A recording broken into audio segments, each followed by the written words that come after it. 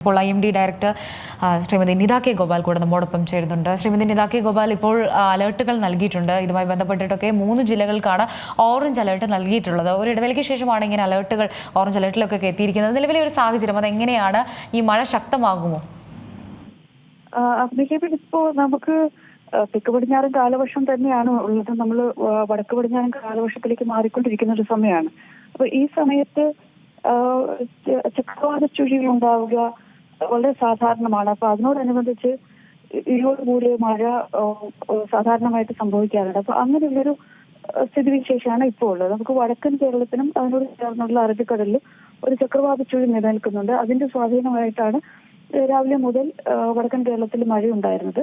അപ്പൊ ഇപ്പോഴും കേരളത്തിന്റെ മധ്യഭാഗത്തും തെക്ക് ഭാഗത്തും ഒക്കെ ആയിട്ട് പടിഞ്ഞാറൻ കാറ്റും അതിന്റെ സ്വാധീനത്തിലുമാണ്. അപ്പൊ അതുകൊണ്ട് തന്നെ നമുക്ക് ഇടിയോട് കൂടിയ മഴയ്ക്കുള്ള സാധ്യത വളരെ കൂടുതലാണ്. അപ്പോൾ ഇപ്പോഴത്തെ ഒരു സമയത്ത് ഒരു ഇടിയോട് കൂടിയുള്ള മഴയ്ക്ക് തന്നെ ഒരു 10 സെന്റിമീറ്റർ കൂടുതൽ മഴ കിട്ടാനുള്ള സാധ്യതയുണ്ട്. അത് വളരെ ചെറിയൊരു ഏരിയയിലായിരിക്കും ഉണ്ടാവുക. ഒരു ചുരുക്കം ചില സ്ഥലങ്ങളിൽ മാത്രമേ ഉണ്ടാവുകയുള്ളൂ. പക്ഷെ എന്നിരുന്നാൽ പോലും അതിശക്തമായ മഴ ഇതോടനുബന്ധിച്ച് ഉണ്ടാകാറുണ്ട്. ഇന്നലെ തന്നെയാണെങ്കിലും പല സ്റ്റേഷനുകളിലും നമുക്ക് 7-8 സെന്റിമീറ്റർ ഒക്കെ മഴ കിട്ടിയിട്ടുണ്ട്. അപ്പൊ ഈ ചക്രവാത ചുഴിയുടെ ഒരു ഇന്നത്തെ ഒരു സാന്നിധ്യം കൊണ്ട് പല സ്ഥലങ്ങളിലും ഈ വടക്ക് 2 ജില്ലകൾ, കാസർഗോഡ്, കണ്ണൂർ, പിന്നെ ഇടുക്കി ജില്ലയിലുമാണ് നമ്മൾ ഇന്ന് ഓറഞ്ച് അലേർട്ട് കൊടുത്തിരിക്കുന്നത്. ഈ യെല്ലോ അലേർട്ട് കൊടുത്തിരുന്ന സ്ഥലങ്ങളിലും എത്തുന്ന സ്ഥലങ്ങളിലും ഇടിയോട് കൂടിയുള്ള മഴ തന്നെയാണ് നമ്മൾ പ്രതീക്ഷിക്കുന്നത്.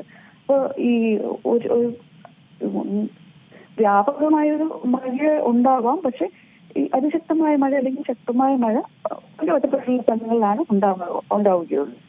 ഇടിയോട് കൂടിയുള്ള മഴ എന്നുള്ളതാണ് ഇപ്പോഴത്തെ ഈ മഴയുടെ ഒരു പ്രത്യേകത എന്ന് ആദ്യം പറഞ്ഞല്ലോ. ഇതാണ് ഇപ്പോൾ ഉള്ളൊരു സ്ഥിതിവിശേഷം എന്ന് പറയുന്നത്. രാത്രി കാലങ്ങളിലുള്ള യാത്രയുള്ള നിർദ്ദേശങ്ങളൊക്കെ തന്നെയും, പ്രത്യേകിച്ച് ഈ രാത്രി കാലങ്ങളിലാണ് മഴ കൂടുതൽ ശക്തമാകുന്നത്. ഈ ഒരു സമയത്തും അങ്ങനെ തന്നെയല്ലേ? രാത്രി കാലങ്ങളിൽ കൂടുതൽ ജാഗ്രത പാലിക്കേണ്ടത് അത്യാവശ്യം തന്നെയല്ലേ? അതെ അതെ, ഇപ്പോഴും അങ്ങനെ തന്നെയാണ്. കാരണം ഏതെങ്കിലും ഒരു വെതർ സിസ്റ്റത്തോടനുബന്ധിച്ച്, അതായത് ചക്രവാത ചുഴിയോ അല്ലെങ്കിൽ ന്യൂനമർദ്ദത്തോടോ ഒക്കെ അനുബന്ധിച്ചുള്ള മഴയാകുമ്പോൾ അത് കുറച്ചുകൂടി ഇങ്ങനെ കണ്ടിന്യൂസ് ആയിട്ടുള്ള ഒരു മഴയായിരിക്കും. അതുകൊണ്ടാണ് അത് രാത്രി കാലങ്ങളിൽ കൂടുതൽ വരുന്നത്. ഇപ്പൊ നമുക്ക് ഈ ചക്രവാത ചുഴിയുടെ സ്വാധീനം എപ്പോഴും ഉള്ളത് കൊണ്ട് ഒരു രാത്രി കാലങ്ങളിലേക്ക് മഴ കൂടുതലുണ്ടാകും. ഇപ്പൊ ഇന്നലെ രാത്രിയിലാണെങ്കിൽ തന്നെ വടക്കൻ ജില്ലകളിൽ വൈകുന്നേരം തുടങ്ങിയ മഴയായിരുന്നു, രാവിലെയൊക്കെ നല്ല മഴയുണ്ടായിരുന്നു. അപ്പൊ അങ്ങനെ ഒരു സാധ്യത ഇപ്പോഴും കാണുന്നുണ്ട്. അതുകൊണ്ടാണ് പിന്നെ ഒരു സ്റ്റാൻഡേർഡ് ഓപ്പറേറ്റിംഗ് പ്രൊസീജിയർ, നമ്മുടെ SOP പ്രകാരം ഓറഞ്ച് അലേർട്ട് ഉണ്ടെങ്കിൽ പാലിക്കേണ്ട ചില കാര്യങ്ങളുണ്ടല്ലോ. അപ്പൊ അത് പ്രകാരമാണ് ഇങ്ങനെയുള്ള ജാഗ്രതാ നിർദ്ദേശങ്ങൾ കൊടുത്തിരിക്കുന്നത്. ശരി, വളരെ നന്ദിയുണ്ട്.